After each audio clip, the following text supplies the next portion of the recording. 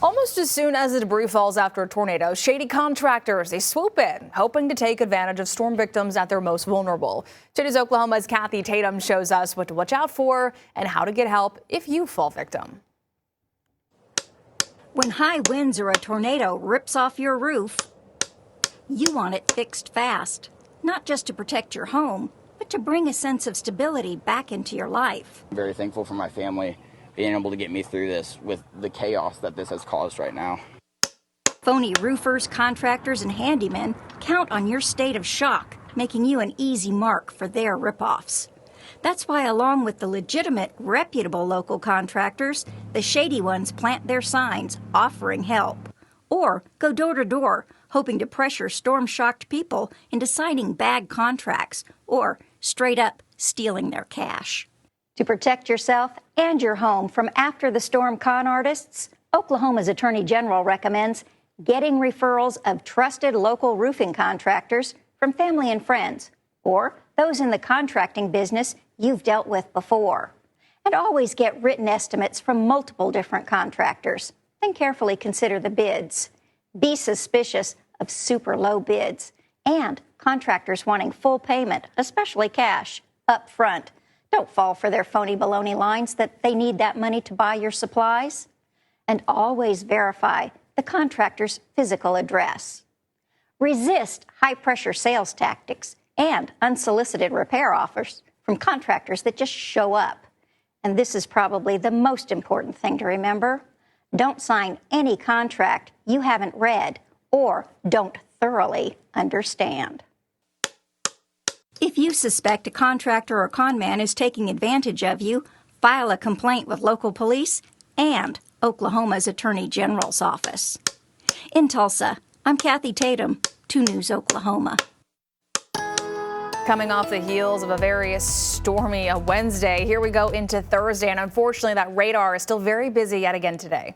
That's right. We are still tracking showers and thunderstorms across the area, some of which could be strong to severe, really focusing for our far southeastern counties. So not everybody's going to be dealing with that severe risk, but we're all going to be dealing with some rain chances. So as you can see, this is that overall view all the way from Bartlesville down into McAllister. You can see just some very light, maybe some drizzle there indicated in blue and green. But the further south you go, they're yellow and red. That's going to be moderate to heavy amount of rain in that area right now. That's slowly starting to move into McAllister. So it's going to be a very loud start for you here in a couple of hours as we start to see these thunderstorms moving in. There is already a severe thunderstorm warning over towards the Red River. So that's something that's going to be trying to move further towards the north. So we really got to be cautious of that as we go here today. Tulsa right now just seeing some very light rain starting to move in. So you're definitely going to need that rain gear all day long as you're heading out the door for today. And keep that umbrella in your car. You're really going to need that into Friday and Saturday. Wade's RV Weather Camera Network. It is cloudy right now, but no shaky camera because the winds have since calmed down, which is the good news here. But we're still seeing some cooler temperatures. 59 in Tulsa, 61 in Muskogee, and 58 over towards Stigler. We do have, because of the multiple rounds of rain we're seeing in the next couple of days, we do have that flood watch in place for our southeastern counties and then eastern portions of Green Country as well, because we could see locally between 4 to 6 inches, but no, on average 4 to 6 inches, but locally upwards of 8+ inches in some spots. So it's going to be a really lot of rainfall in the area. So afternoon highs today only in the lower 60s. It's actually going to be very chilly a little bit here in the next couple of days, especially going into the weekend. But focusing on today, we do have that slight risk in place. That's going to go from Muskogee further towards the south. Our biggest really threat for these severe storms is going to be that hail. Tornado threat is low, but not zero, and winds 60 to 70 miles per hour. But that hail is actually going to be something we're really going to be focusing on as we go for today. And then tomorrow's setup, we still have severe storm chances tomorrow, but it all depends on the front. So how up north does it go? And as of now, they do still have that highlighted for Muskogee further towards the south. So tomorrow, rain gear needed all day long. Saturday, at least, no severe storms, just rain, but temperatures dropping in the 50s and low 30s overnight. 2 News Oklahoma traffic is sponsored by Western Sun Federal Credit Union. And here soon, we're going to be talking about some wet roadways. You're already starting to see some light rain moving in as we're seeing just some showers across portions of Tulsa. Zooming in over towards downtown right now where traffic seems to be running smoothly, but just keep that in mind. It's going to be a very wet start. But so far, no incidents to report about and no weather delays. Watch Scripps News for all-day coverage from across the country and around the world. At Scripps News, reporting your headlines from the middle matters. Stream 24/7 on your favorite app. Alrighty, well, looking across the nation right now, we aren't the only ones dealing with some showers and storms, but just off over towards Dallas right now where they are seeing a tornado warning and severe thunderstorm warnings. These will try to move further towards the north into just above the Red River into our southern county. So we'll be watching that closely within that line of the storm system, still providing some showers and storms further towards the east. So we do have that low pressure system. We've got some snowfall over towards Colorado. And then, of course, all of that heavy rain here in Oklahoma. And that will continue to move on over into eventually New York, Virginia area with that high pressure system further towards the north, providing a little bit more dry conditions. But we are done with the rain. We are all going to be dealing with more rainfall potential for Friday and even on into your Saturday. Thankfully, Saturday for us here locally looks to just be rain, but we're all going to be talking about severe storm potential here in the next few days. 2 News Oklahoma Traffic is sponsored by Western Sun Federal Credit Union. And we are dealing with rain across the area, some light drizzle to just some light showers. So far, no thunderstorms involved here in Tulsa, no lightning associated with that as well. If you are needing to stop and get some gas this morning, of course, for those gas prices, at $2.86 is the Tulsa average, with the state average at $2.79, and $3.23 is the national average. Now, 2 News Oklahoma Sports. How about this? FC Tulsa advancing to round 3 of the Lamar Hunt U.S. Open Cup. Impressive showing from the boys last night in Wisconsin, facing Forward Madison FC 21st minute. Did you see that effort? Taylor Calhera, beautiful pass for Owen Dom. The Kentucky native puts it home. 10 minutes later, they find open grass again, basically a football fast break. Khalil Ahmedkar getting ahead of the defense and scoring. Ahmedkar scored 14 goals for Loudoun United last season. Calhera would add a penalty kick in the 51st minute. He scored 14 times for New York City FC 2 1 year ago. This club has some dudes. FC Tulsa wins in Madison 3-1. And welcome into sports, everybody. In the 79-year history of the NBA, only 2 teams have finished a regular season with 70 wins or more. The Thunder can still become number 3, provided they win out. Only 7 to go, starting with the Pistons last night. Detroit has the league's 5th best record since New Year's Day, but no Cade Cunningham in this one. Strong start for OKC, hitting their first 5 shots. There's Chet Holmgren. Pump fake, 1 dribble and punch now on the break. Cason Wallace up high for Chet. Nice finish. 9 first quarter points for Holmgren. Thunder defense leads the NBA in turnovers. Shea's going to come up with the steal. Kenrich Williams gathers. Look at the no-look heave up ahead for Gilgeous-Alexander. 15 in the first for Shea. Just a dominant opening quarter. Thunder by 14 after 1, and they go on to win it. Number 64 on the season. That ties the franchise record if you include everything Seattle did. Thunder win again. You just got stops. Every night in the NBA is going to look a little different. You got to figure out a way to win. We did so tonight. We weren't our best all night. We could have been better for sure, but we figured it out. You knew this was coming. OU basketball star freshman Jeremiah Fears is 1 and done, announcing he's going to enter the NBA draft. Expected to be a lottery pick. Fears, only 18 years old. Enrolled a year early, had a spectacular season nonetheless. 17 points, 4 rebounds, 4 assists per game. Was named to the SEC's all-freshman team. In a post on social media, Fears thanking Sooner Nation for, quote, an incredible journey. It was nothing but support and love throughout the whole process. And like you said, it's mixed emotions between me coming back and me moving forward and declaring for the NBA draft. But overall, they just excited, and that constant support played a big role for me. High fly ball to center field. Harris is back. Oh, Tani! Inevitable! Finally this morning, the LA Dodgers off to an 8-0 start to the Major League Baseball season, wrapping up a 3-game sweep of the Braves last night. 9th inning, Shohei Ohtani calls game. Tulsa Drillers season opener is Friday against Northwest Arkansas. Crossing our fingers with the weather. Might get lucky and stay dry. Certainly hope so. Fireworks after the game. That's it for sports this morning. Hope you have a good one, everybody. Thanks, Caden. Still to come this morning, 2 deputies shot while responding to a call in Guthrie. Confrontation between those deputies and the suspect. Got that for you next.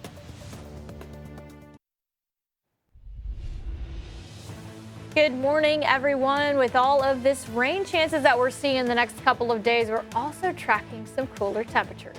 And we're checking out that traffic on your morning commute before those storms roll in. All things looking pretty good right now. We'll be checking in throughout the show.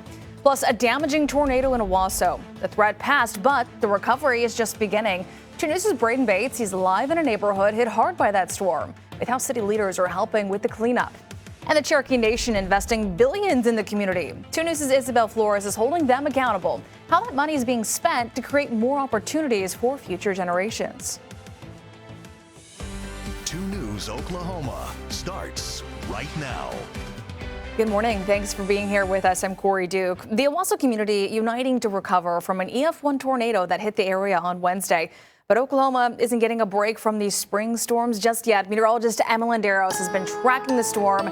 She's got the very latest for us this morning.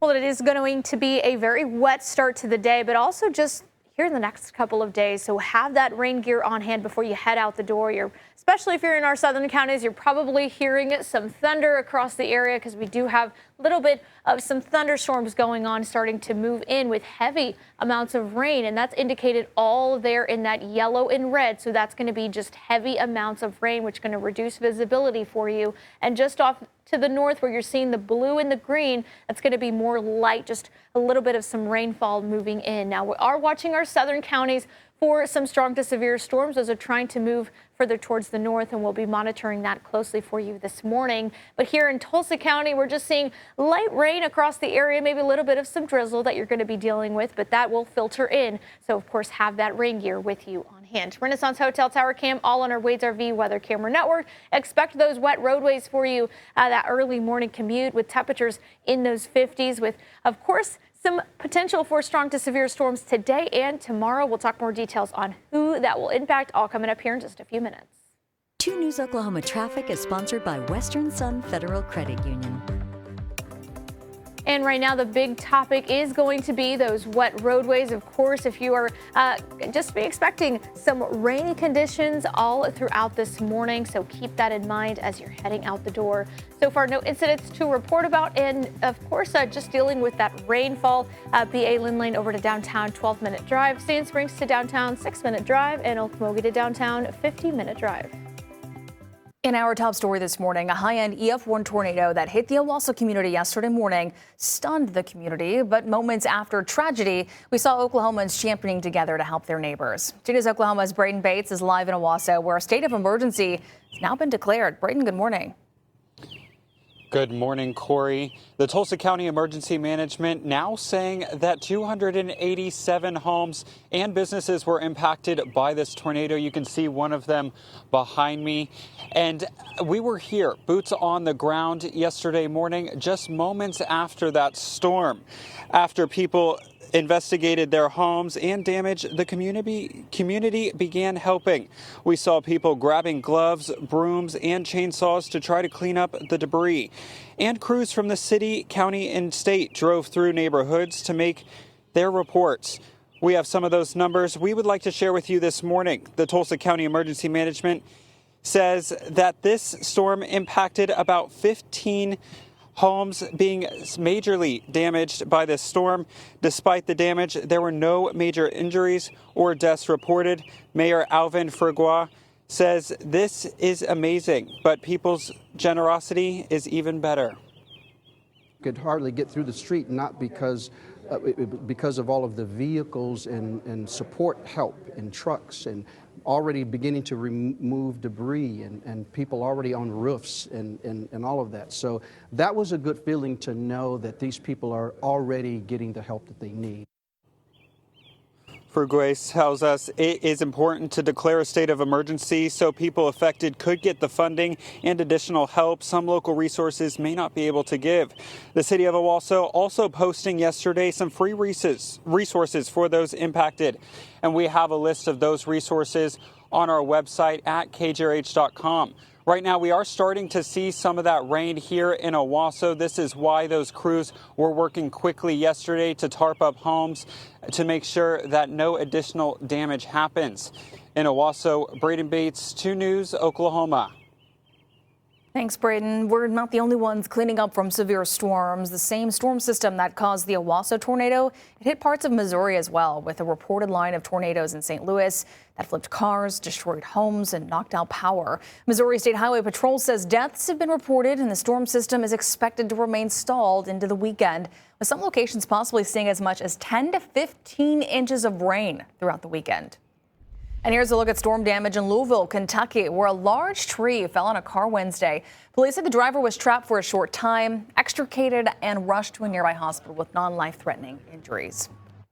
5:34 now, 2 deputies were shot, and a suspect is dead following a confrontation in Guthrie on Wednesday. The deputies were shot sometime around 2 p.m. while responding to a domestic violence call. A 3rd deputy shot the suspect. Law enforcement could be seen afterwards surrounding the suspect on the ground in a wooded area. The suspect has died. The 2 injured deputies were treated and released from the hospital within a few hours with minor injuries. More than $3 billion in economic impact. That's what the Cherokee Nation's recent economic report shows. Today's Oklahoma's Isabel Flores was there when they released that report on Wednesday and spoke with citizens to see if there's anything they want to see from their leadership moving forward. How are you? Chelsea Scott is the security supervisor at the Hard Rock Casino and works under the Cherokee Nation. They contribute to schools in our area, the roads, and just Cherokee housing. It's places like the Hard Rock, she tells me, are always looking for more employees. So she hopes moving forward, the Cherokee Nation can help people living in and outside the reservation with job growth. I know the jobs are there, and I know there is the opportunity to help where they can. They could use tremendous help in health care. She hopes the nation will increase opportunities for community input. Definitely taking a survey just to see where people need help.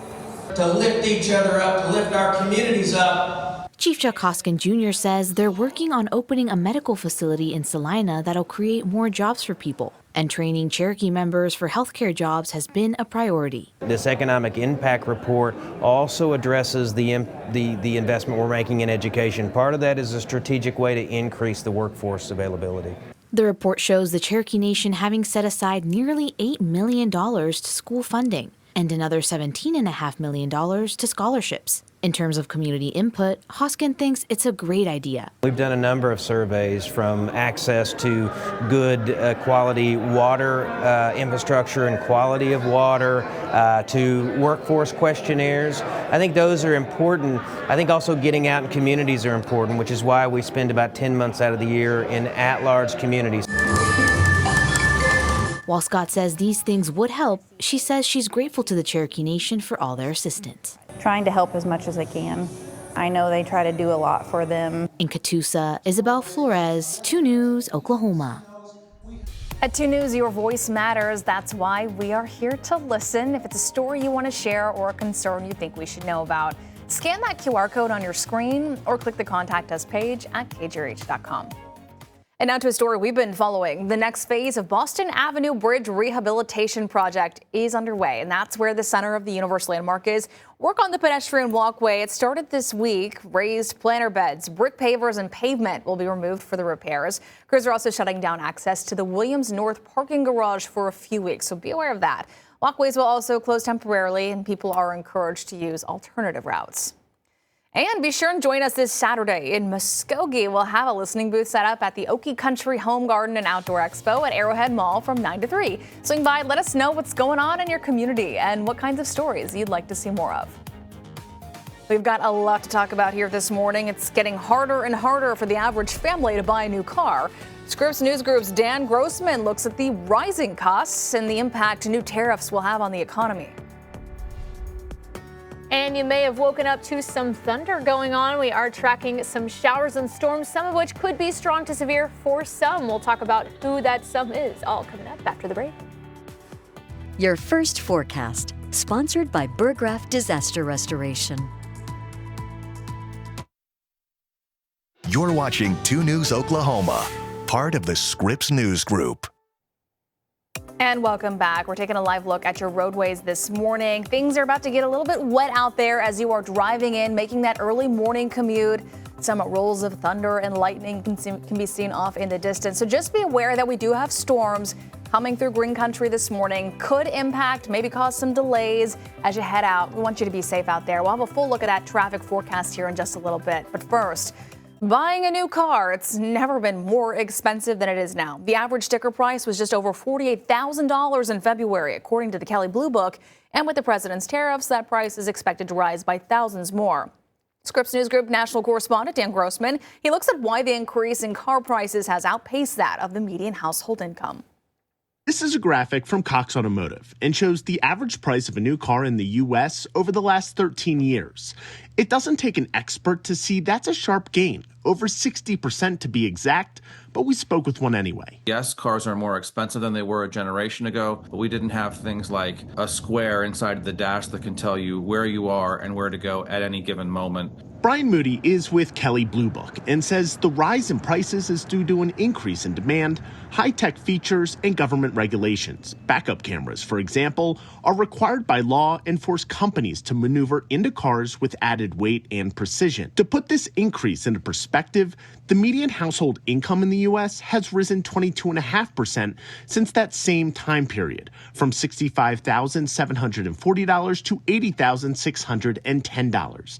It means purchasing a new car is eating up a larger percentage of the average family's income that could only get bigger because of tariffs. What an automaker or a producer of goods are going to do is they're going to look at their entire product line and they're going to say, which parts of our product can support a price increase and which parts can't. And they will spread that price increase out across their whole product line so that it doesn't seem like such a shock to consumers. Starting Wednesday, Ferrari announced it would increase the price of all its vehicles imported to the U.S. by up to 10% due to the president's tariffs. While not many folks are in the market for a luxury sports car of that caliber, it's indicative of how automakers could handle the trade war, from Ferrari to Ford. Automakers are going to have to adjust their pricing. The ones that are made in the U.S. with very low or moderate tariffs, those cars are going to have to pay for the ones that have high tariffs. So what to do? Moody suggests keeping your existing car for longer, looking at used cars from a reliable brand, or even looking at a used electric car from around 2015. He says you can get a first-generation EV for around $10,000 as a way to save on cost. Dan Grossman, Scripps News Group, Denver. The powerful